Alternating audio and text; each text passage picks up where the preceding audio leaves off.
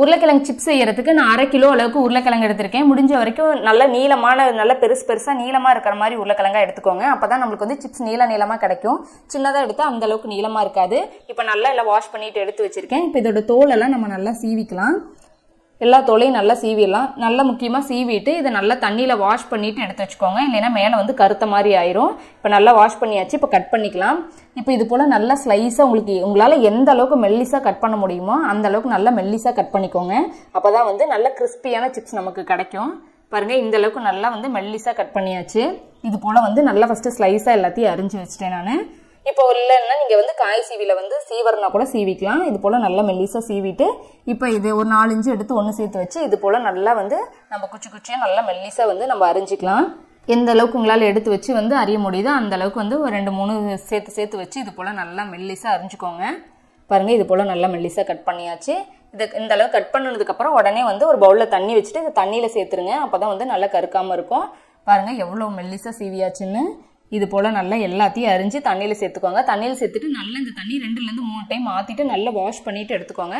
நல்லா ஒரு 3 டைம் நல்லா வந்து வாஷ் பண்ணி எடுத்து வச்சிருக்கேன். தண்ணி எல்லாம் வடிச்சிட்டு இப்போ நல்லா ஒரு காட்டன் கிளாத் பரப்பி விட்டுட்டு அதில் வந்து எல்லாத்தையும் நம்ம போட்டு நல்லா உலர்த்திக்கலாம். நீங்கள் வந்து உடனே செய்கிற மாதிரி இருந்தால் மேலே ஒரு கிளாத் வச்சு நல்லா தொடச்சி எடுத்துக்கோங்க. இல்லை உங்களுக்கு டைம் இருக்குது அப்படின்னா ஒரு ஃபேன் கடியில் போட்டு நல்லா ஒரு 1/2 hourக்கு நல்ல ஈரம் எதுவும் இல்லாமல் நல்லா வந்து இதை நம்ம உலர்த்திட்டு எடுத்துக்கலாம். கையில் இது ஈரம் ஒட்டவே கூடாது. அந்த அளவுக்கு நல்லா வந்து எடுத்துடணும். ஈரம் தொடச்சி எடுத்துடணும். அப்போ தான் மசாலாலாம் போட்டால் நமக்கு ஒட்டி வரும். ஈரம் இருந்ததுன்னா ரொம்ப சொதன்னு ஆயிரும். நமக்கு சிப்ஸ் வந்து கிறிஸ்பியாக கிடைக்காது. நல்லா வந்து இது போல் ஈரம் போக தொடச்சி எடுத்தாச்சு. பாருங்கள் கொஞ்சம் கூட ஈரம் கிடையாது. நல்லா ட்ரையாக இருக்குது. இப்போ இது ஒரு பாத்திரத்தில் சேர்த்துக்கலாம். கொஞ்சம் அகலமான பாத்திரத்தில் சேர்த்துக்கோங்க. இப்போ இன்னொரு பவுலில் 2 டேபிள் ஸ்பூன் அளவுக்கு கார்ன்ஃப்ளவர் மாவு சேர்த்துக்கோங்க. 1 ஸ்பூன் அளவுக்கு அரிசி மாவு சேர்த்துக்கோங்க அதே ஸ்பூனில். இப்போ இதுக்கு தேவையான அளவுக்கு உப்பு 1/2 ஸ்பூன் சேர்த்துட்டு நல்லா தனி மிளகாய் தூள் 1 ஸ்பூன் அளவுக்கு சேர்த்துக்கோங்க. கொஞ்சம் 1/4 டீஸ்பூன் மஞ்சள் தூள் சேர்த்துட்டு இப்போ இதை நல்லா எல்லாம் ஒன்று போல் ஈவனாக கலந்துக்கலாம். அதாவது 2 ஸ்பூன் அளவுக்கு கார்ன்ஃப்ளவர் மாவு சேர்த்திங்கன்னா 1 ஸ்பூன் அளவுக்கு அரிசி மாவு சேர்த்துக்கோங்க. அப்போ தான் நல்லா ஈவனாக ஒட்டி பிடிச்சி வரும். நல்லா கிறிஸ்பியாகவும் இருக்கும். இந்த ரேஷியோவில் வந்து நம்ம எக்ஸ்ட்ரா 10 கலந்தாலும் இந்த ரேஷியோவில் கலந்துக்கோங்க. இப்போ நம்ம எடுத்து வச்சிருக்கிறதெல்லாம் இந்த மாவில் கொட்டிட்டு நல்லா பெசரும் போது நல்லா அப்படியே ஒட்டி பிடிச்சிக்கும்.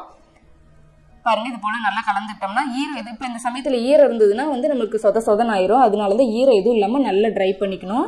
இப்போ எண்ணெய் நல்லா சூடாக காய்ச்சிட்டு இருக்கு. எண்ணெய் காய வச்சதுக்கப்புறம் அதை கலந்தீங்கன்னா சரியா இருக்கும்.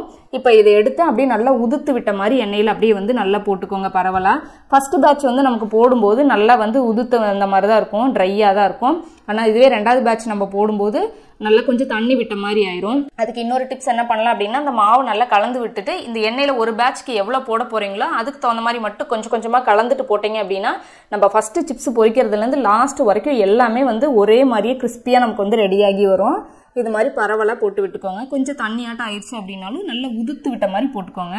இப்போ நல்லா கலந்து விடுங்க. கலந்து விட்டுட்டு நல்லா எல்லா சைடும் நல்லா எல்லாமே வெந்து நல்லா கிறிஸ்பி ஆகும். சிப்ஸ் நல்லா பாருங்கள் நல்லா கிறிஸ்பியாகி நல்லா உதிர்ந்து வந்திருக்கு. இந்த அளவுக்கு ரெடி ஆனதுக்கப்புறம் நம்ம எடுத்து வேற ஒரு பாத்திரத்துக்கு மாற்றிக்கலாம். அவ்வளோதாங்க. இதே மாதிரியே எல்லா சிப்ஸையும் நல்லா பொரிச்சு எடுத்தாச்சு. மேலே கார்னிஷிங்காக கொஞ்சம் கறிவேப்பிலை நல்லா பொரிச்சு சேர்த்துக்கோங்க. நம்ம கடைகளில் வாங்கிட்டு வர மாதிரி அதே மாதிரி டேஸ்ட்டாக இருக்கும். இதை நம்ம பல்காக கூட செஞ்சு வச்சுக்கலாம். ஆனால் வந்து எவ்வளோ செஞ்சாலும் சீக்கிரமாக காலியாயிரும். ரொம்ப நல்லா டேஸ்ட்டாக இருக்கும். ரொம்ப நல்லா கிறிஸ்பியாக இருக்கும். நீங்களும் இந்த ரெசிபி கண்டிப்பாக ட்ரை பண்ணி பாருங்கள். உங்களுக்கு இந்த ரெசிபி பிடிச்சிருந்துச்சுன்னா லைக் பண்ணுங்கள், ஷேர் பண்ணுங்கள். நம்ம தெய்வாஸ் நலபாகம் சேனலுக்கு சப்ஸ்கிரைப் பண்ணிக்கோங்க.